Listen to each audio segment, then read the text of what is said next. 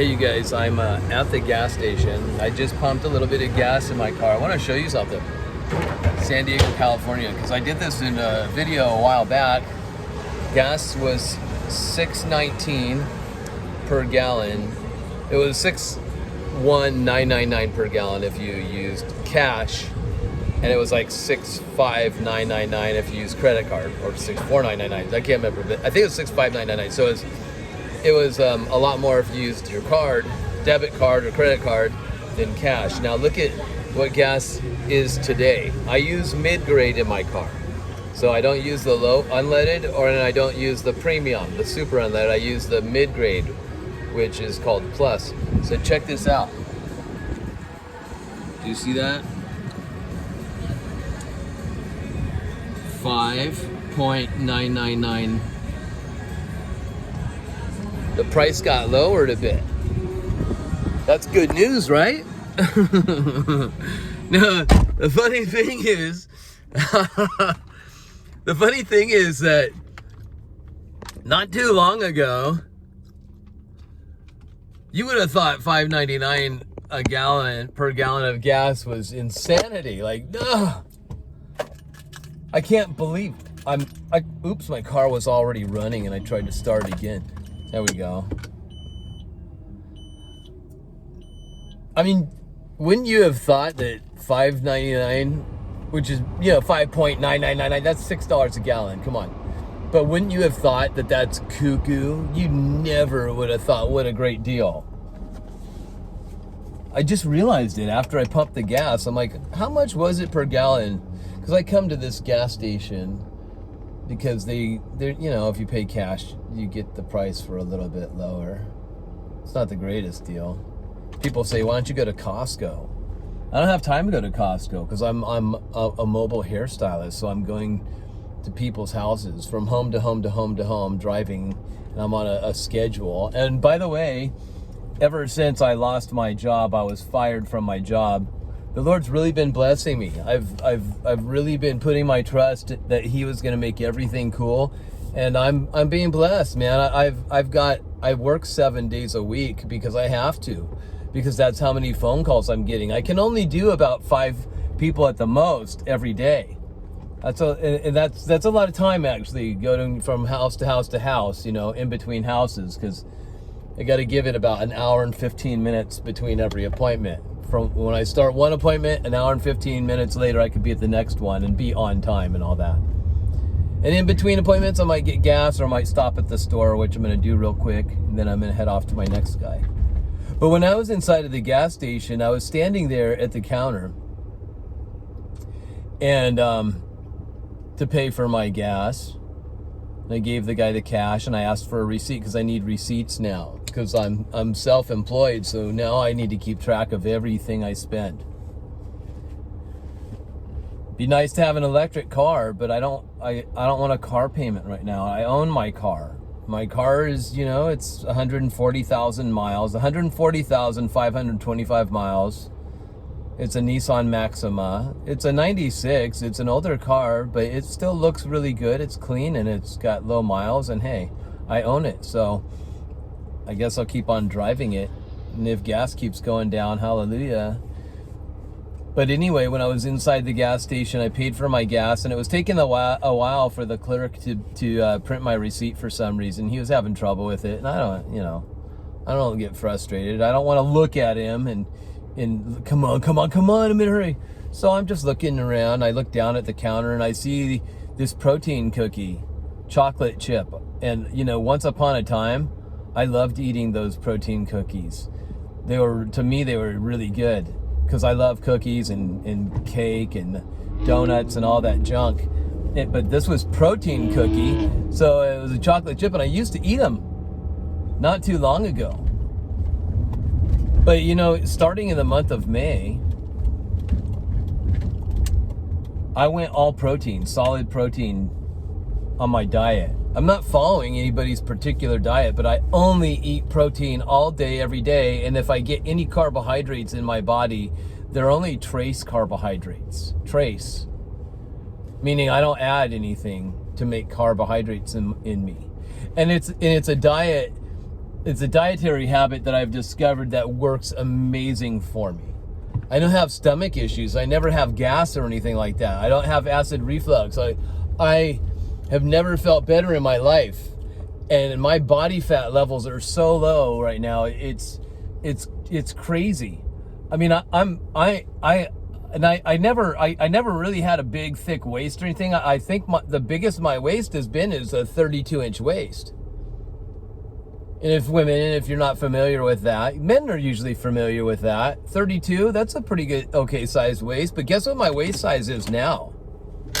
I'm a 29-inch waist, and my it's weird. I have vascularity in my abs. Like, you see veins popping out of my abs. I got all this vascularity all over throughout my body right now, and I feel super good. And I'm 50 years old, and I've never been in better shape in my whole life.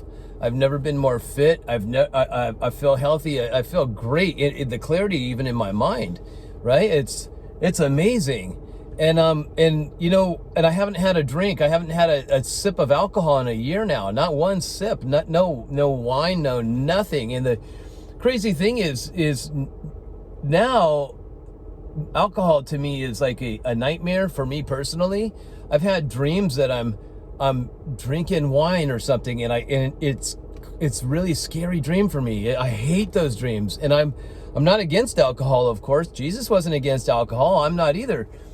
But for me, I'm against alcohol. For you, I'm not. For me, I am.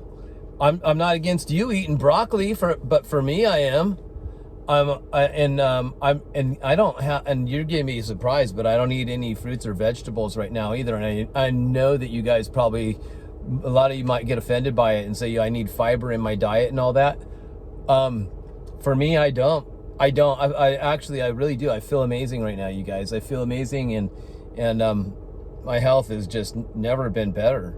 You know, it's amazing. But anyway, so what I wanted to tell you is, when I was inside the gas station, I looked at this cookie right there in front of me.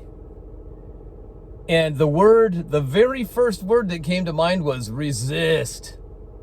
Like bold, resist. And I'm like, I don't need to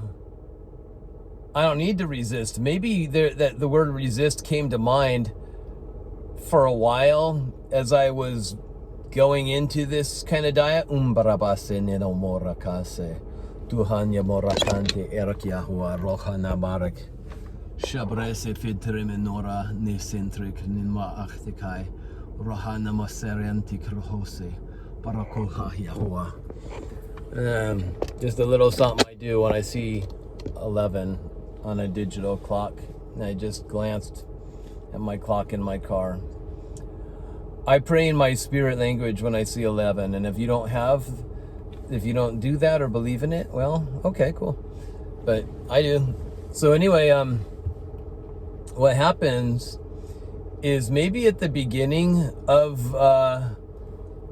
transitioning into this dietary habit of mine I started in the month of May,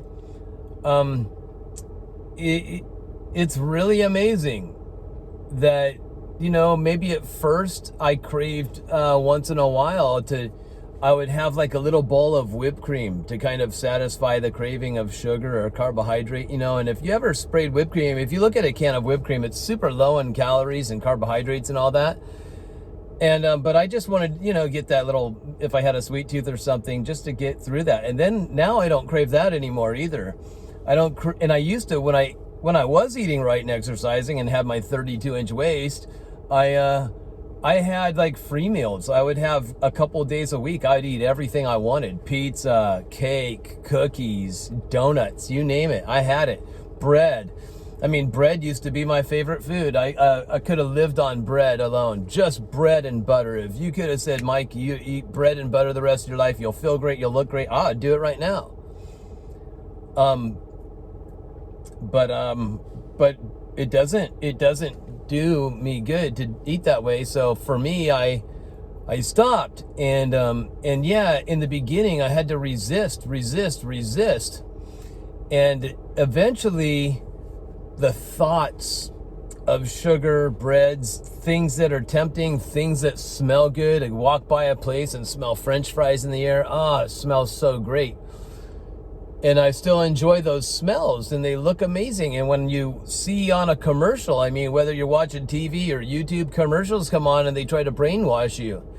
And some people can't resist that brainwashing. I knew a guy years ago. I used to cut this guy's hair, and he also went to my gym, and we became kind of friends socially. Not really. We hung out a couple times, I guess. We used to get together and watch this show that was my favorite show ever made, called Smallville. I really loved that show. And if you've never seen Smallville, man, I watched all 10 seasons of it and loved it back then.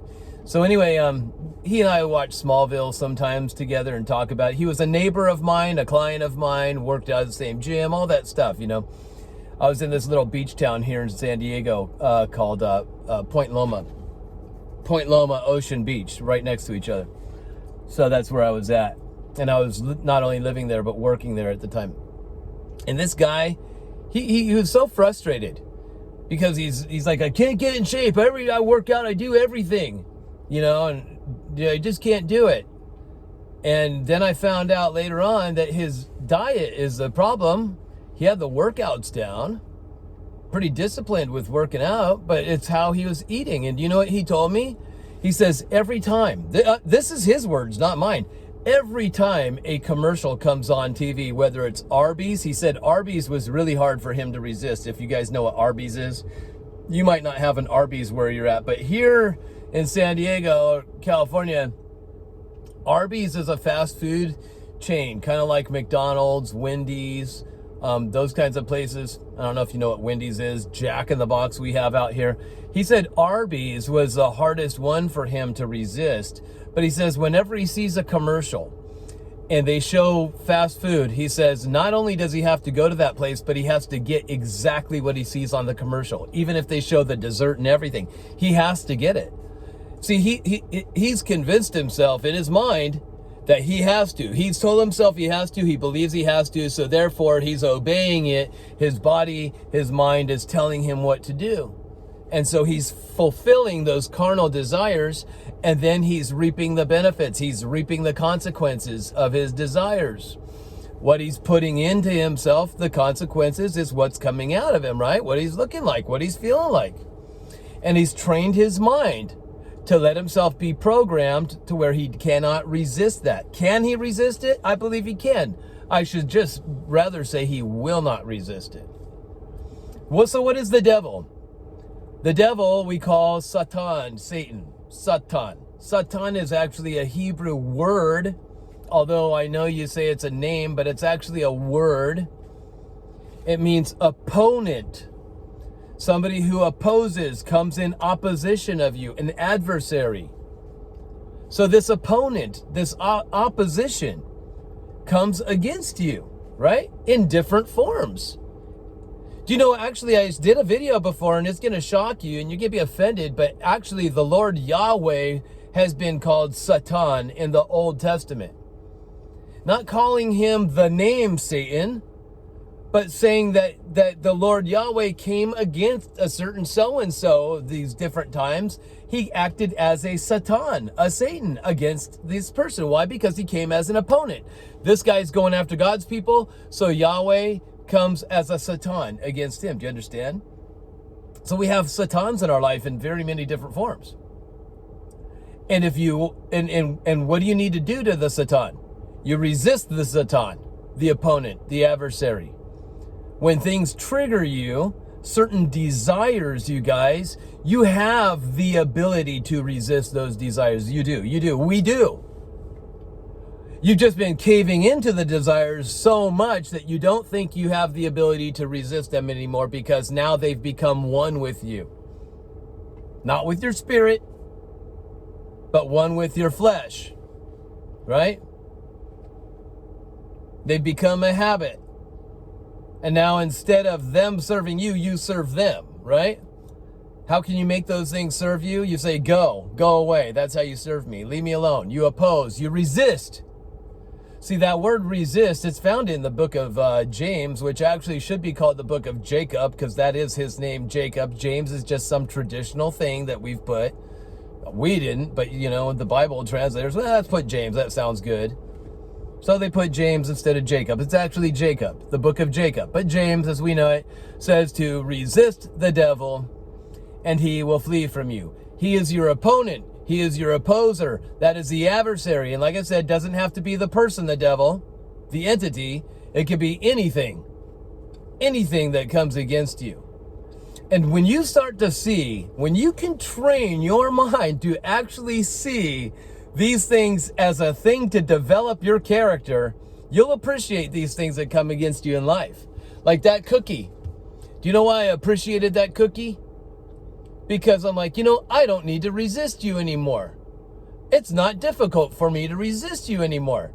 It's not that I'm puffed up with pride and that you don't say, oh, be careful, he that thinks he is standing, beware that you do not fall. Not that at all. But when you come to a point where those things that were such a fight, such a struggle against you, and now they're not anymore, it's really a great feeling, you guys. And once you can stay in that zone and not get out of that zone, it's an awesome place to be. I'm telling you, I can't even think of having a cheat meal anymore. It doesn't enter my mind. I don't think, maybe I should have pizza today. Maybe I should. I can't. And I've been out to restaurants. My friend Kevin, who's also my roommate, I don't have time to go to the store now. I got to get to the next appointment because I'm talking to you guys. So I don't need to go to the store anyway. I'll go later. My roommate Kevin, see, he likes to drink, but he knows he can't be drinking and driving. And he likes to go listen to bands, live bands and stuff like that. And so he'll invite me to, or sometimes go out with him. Hey, you want to go listen to this live band? So if you guys know who the Eagles are, the Eagle tribute band was playing here in San Diego not too long ago at a place that's really close to my home called the Belly Up Club. And so I'm like, you know what? I work 7 days a week. I don't really have much of a life of entertainment or anything. I might go see a movie once in a while or something like that, but I don't really do anything, which is recreational, fun stuff.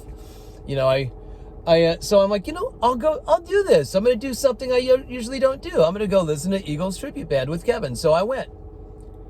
And so I drank water and Diet Coke. That was it all night. Water and Diet Coke. And I know a bunch of you guys, you shouldn't drink Diet Coke. I drank it.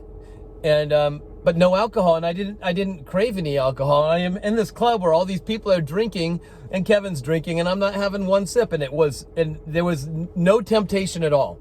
Surrounded by alcohol everywhere, and zero temptation, and it was really an amazing feeling. And another amazing feeling is being able to drive without worrying if the cops are going to pull you over, because maybe you thought, well, I just had a glass of wine, I just had a beer, it should have worn off. No worries or nothing. It's so cool. And it's such a neat place to be. It's such a great zone to be in, you guys. Listen, you have the ability to resist. You just got to give it a shot and start doing it more often. And the more you do it, not only will you be resisting things, but then that resistance, it'll just be gone. You won't need to resist anymore. The temptation is not there for you anymore. It's incredible. All right, I got to get going, you guys. I love you all. I hope this has blessed somebody out there, and I'll see you all next time. Have a great day.